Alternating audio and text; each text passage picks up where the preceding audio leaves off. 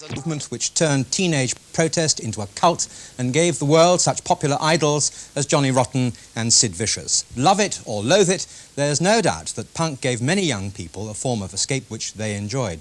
But in a film that opens in London tonight, the people who engineered the punk craze reveal that they were taking the fans, the press and the record companies for a ride. It's called The Great Rock and Roll Swindle. Bernard Clark reports. There's very little left of the Sex Pistols as they were. The shop at 430 King's Road, where they all came together, is no longer a punk headquarters. Their office in Piccadilly is closed now. The group fragmented in bitchy anarchy. The manager's been left penniless and bitter. All that's left is the film, which like a demon child struggled and somehow survived.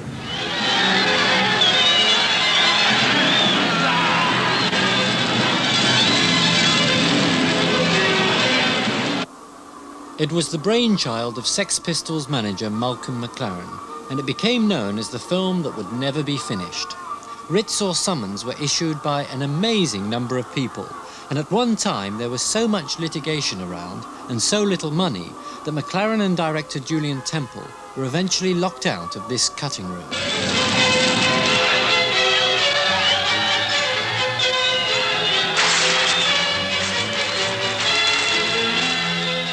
Their mission, often and seriously stated, was to destroy rock and roll. Well, I'm amazed that it got finished. That's, whenever I think about it, I think that is one of the main achievements from my side of things. How difficult was it? Well, if every film was like that, I certainly wouldn't make another one. Hello, I've got a lesson 3 on the line. How to sell the swindle. Reverse charges, will you accept the call? Helen, find yourself a lawyer who has no interest in music, but is purely interested in making money.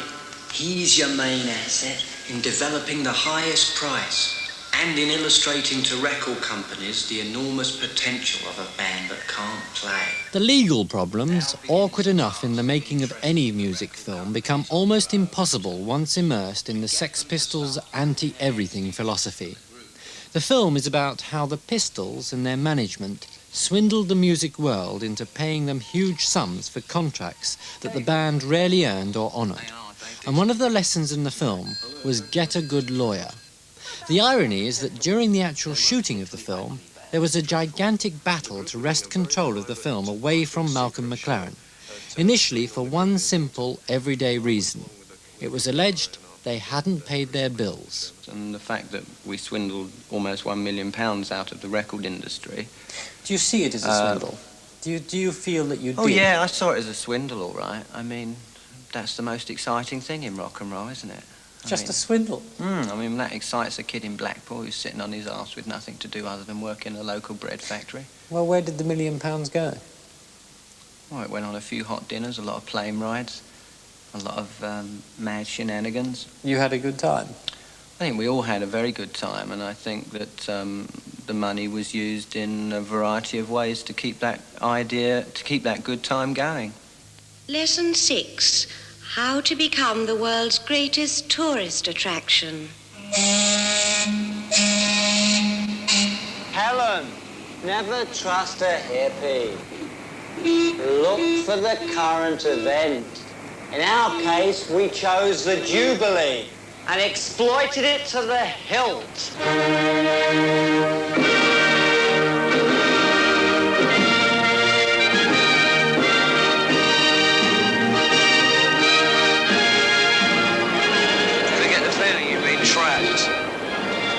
Band on the land, we decided to play our tribute to the Queen from the river.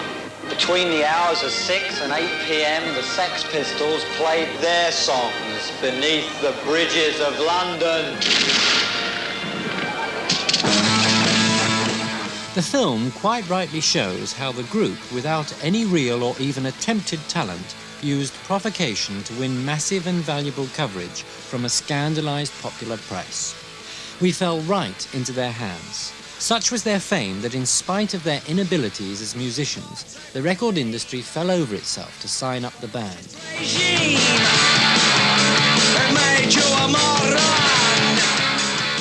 we'd probably still be laughing, were it not for a tragically sinister side of the swindle, the real cost. 18 months ago, it could be found in New York. Sid Vicious was awaiting trial for the murder of his girlfriend, Nancy Spungen. It was a murder so horrific in detail, only a very sick mind could have lived with the reality. The police, when I spoke to them, had no doubt about the murderer. We have the figurative smoking gun, they said. He died 2 months later of a heroin overdose. This is what he told me 5 weeks before his death. How did this whole thing happen? Do you look back and think to yourself, how did it happen? Yeah. And what do you think made it happen? It was meant to happen. Nancy always said she'd die before she was 21.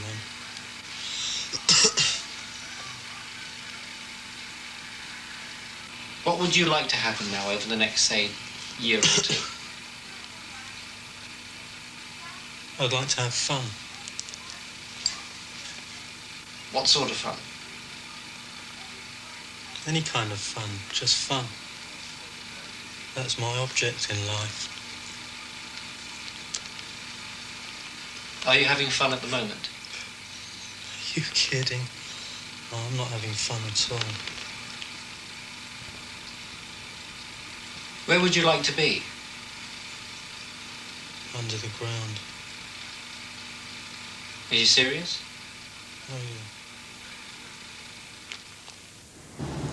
Well, he was very difficult to get to do things, but he always used to say, if you plug me in, I can do anything. The problem was plugging him in, especially with his girlfriend being around in Paris. I mean, it was unfortunate in Paris because for some reason we chose to film in a Jewish ghetto, and which was a very picturesque area, but he insisted on the swastika emblem on his T-shirt, which is fair enough, but it caused horrendous problems on the streets. I mean, we had old ladies coming up in tears and weeping on the cameraman's shoulder saying, why are you involved with this? You know, this is horrific. Why? And the cameraman and Sid would be having goes at people who were looking at him, and the cameraman would say, oh, I've worked in the Congo, I've worked in Vietnam, I've worked here and there, but nothing. Sid Vicious is the worst I've ever, this kind of thing. Did they try punching you at all? Did Sid? No, the people of Paris. Well, yes, we had to hide Sid. We had to set up a shot, hide Sid in a hotel or in a car, get everything ready, try take one, whisk him out, get him back before any fights had occurred. He was a very excitable boy, you know. Lesson 7. Cultivate hatred. It is your greatest asset. Force the public to hate you. Here at home, create a tour that no one can turn up to. Throw the group's name away and leave a question mark in its place. Create confusion. The Sex Pistols made sure they failed to turn up at certain venues. Spreading false rumours wherever they could. Come on, everybody! You know, we encouraged all those kids to travel all over the country without them ever having the slightest chance of seeing the band play. Who cares? But above all, we prevented the press from determining whether the band could actually play. And from questioning their now growing stature. Well, Helen, remember, we were now a legend. In the end, the mixture had to explode. An excitable boy crashing down a manipulated publicity slope without brakes, egged on by the swindle, which had as its basis notoriety means money, and notoriety came from being as destructive as possible. What finally happened was Sid began to believe the fantasy. Stronger, less neurotic characters like Temple and McLaren knew where to stop. Sid Vicious, pulled and pushed by fame, went completely over the top. The swindle claimed its price. And he was a guy that never saw a red light, as they say. Everything was always green. However dangerous. However dangerous.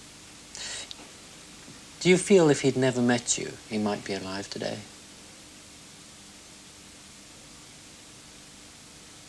I don't know. I don't know. You know, What he effect might did get you run have over on by a car. I don't know.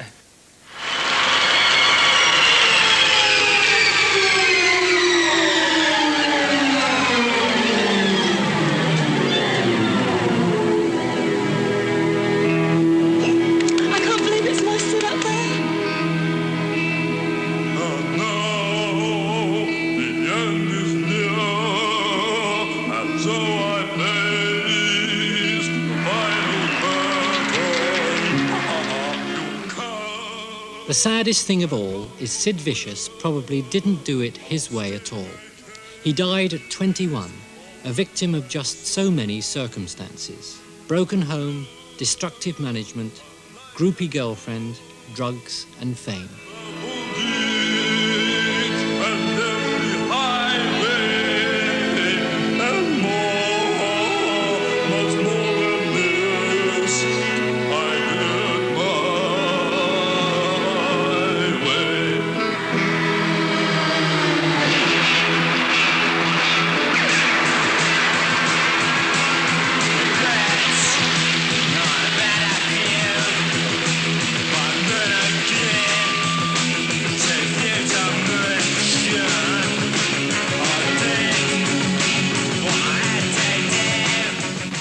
Sooner or later, the same idea will reoccur.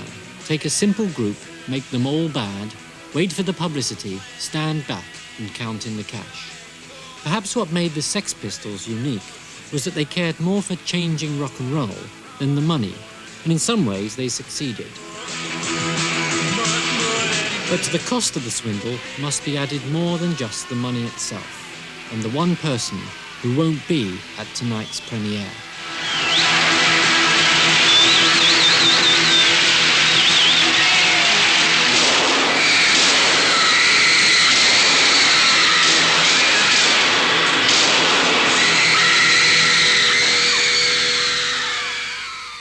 The Great Rock and Roll Swindle, a film which opens in London tonight.